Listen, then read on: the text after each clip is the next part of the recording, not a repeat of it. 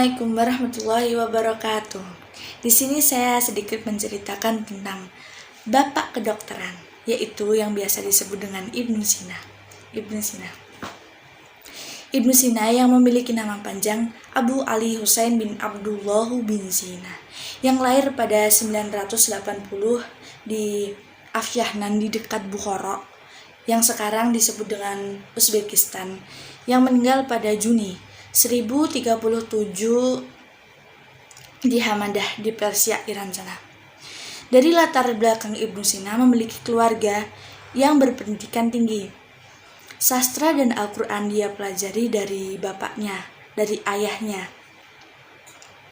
Dan bahkan ayahnya sendiri mengundang guru Al-Quran untuk Ibnu Sina yang bertujuan untuk supaya Ibnu Sina ini dapat lebih paham tentang Al-Quran dan memudahkan Ibnu Sina dalam menghafal. Maka dari itu saat usia 10 tahun, Ibnu Sina ini dapat memahami atau menghafal Al-Quran.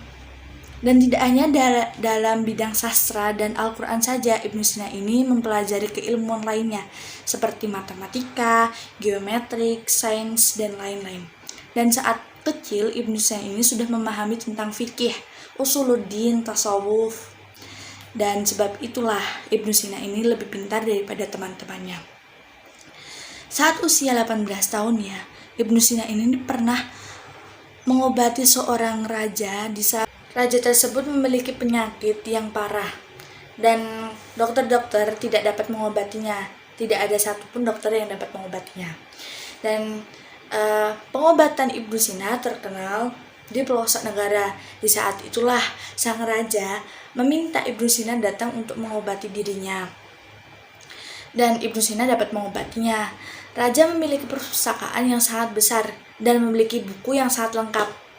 Di situ hubungan mereka terjalin erat dan diizinkanlah untuk Ibnu Sina mengakses perpustakaannya. Dan di situ Ibnu Sina memperbanyak ilmu dan wawasan. Dan tetapi Ibnu Sina sebenarnya lebih banyak menelusuri atau memiliki penelusuran karya di bidang filsafat dibandingkan dengan kedokteran.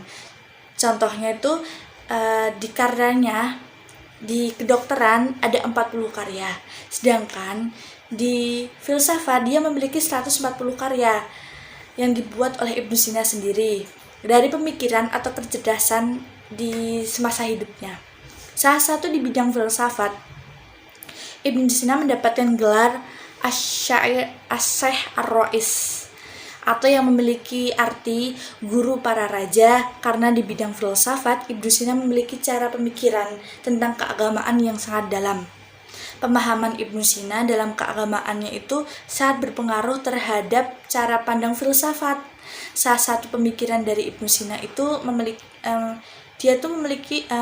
dia meyakini bahwa alam diciptakan secara emaniyah. Apa itu emaniyah? Emaniyah itu adalah terpancar oleh Tuhan. Ibnu Sina juga mengemukakan pemikiran filsafat tentang jiwa atau nafsun, serta tentang kenabian. Dan dia tuh meyakini bahwa nabi itu adalah manusia terunggul dari manusia. Contohnya tuh nabi tidak ada. Filsuf itu tuh kan dapat menerima ilham, tetapi jika nabi menerima oleh wahyu, dan dari situlah nabi seharusnya dijadikan pedoman untuk kehidupan manusia.